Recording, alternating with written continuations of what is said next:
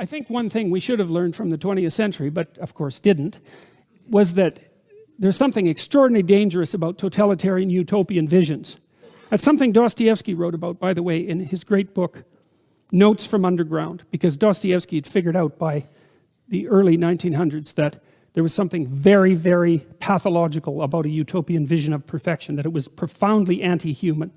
And in Notes from Underground, he demolishes the notion of utopia. One of the things he says that I loved, it's so brilliant. He said, imagine that you brought the socialist utopia into being.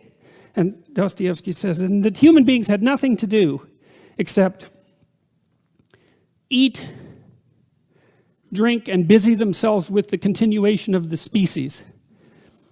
He said that the first thing that would happen under circumstances like that would be that human beings would go mad and break the system, smash it, just so that something unexpected and crazy could happen, because human beings don't want utopian comfort and certainty.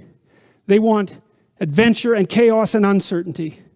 And so that the very notion of a utopia was anti-human, because we're not built for static utopia. We're built for a dynamic situation where there's demands placed on us and where there's the optimal amount of uncertainty. Well, we know what happened in the 20th century as a consequence of the widespread promulgation of utopian schemes. And what happened was mayhem on a scale that had never been matched in the entire history of humanity. And that's really saying something, because there was plenty of mayhem before the 20th century.